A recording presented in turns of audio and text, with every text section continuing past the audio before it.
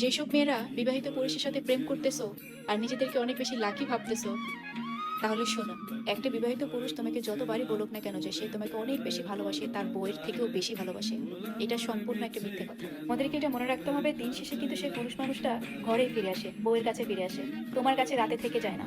তার ওয়াইফের সাথে যখন তার কোনো কারণে মন মালিন্য হয়, সেই মনটাকে ভালো করার জন্য তোমাদের কাছে যায়। তোমার সাথে ফোনে কথা বলার সময় যদি তার বউ তাকে কল করে, তোমার ফোনটা কেটে দিয়ে আগে তার বউয়ের ফোনটা রিসিভ করবে। কিন্তু বউয়ের সাথে কথা বলা অবস্থায় যদি তুমি কল করো, কখনোই বউয়ের কল কেটে দিয়ে তোমার ফোনটা ধরবে না। এটাই হচ্ছে পার্থক্য। সেই বিবাহিত পুরুষ তোমার কাছে গিয়ে বউয়ের নামে অনেক বদনাম করতেছে তোমার মন জয় করার জন্য। এতে তুমি খুব খুশি হয়ে গেছো যে বউকে ভালোবাসে না, আমি কত লাকি, আমাকে কত ভালোবাসে। এটা তোমার ভুল ধারণা। দিন শেষে বউয়ের সাথে আবার সবকিছু ঠিক হয়েই যায়।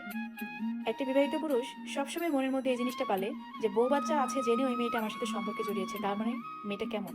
আর সেই পুরুষ মানুষ তোমাকে কখনোই বিয়ে করবে না। তোমাকে আশ্বাস দিবে, অনেক স্বপ্ন দেখাবে, কিন্তু কখনোই তোমাকে বিয়ে করবে না। আর যদি বিয়ে করেও থাকে, সেই সম্পর্ক বেশি দিন টিকবে না। এই জিনিসটা তুমি নিজেও জানো যে তুমি কেন আছো, লোভে পড়ে।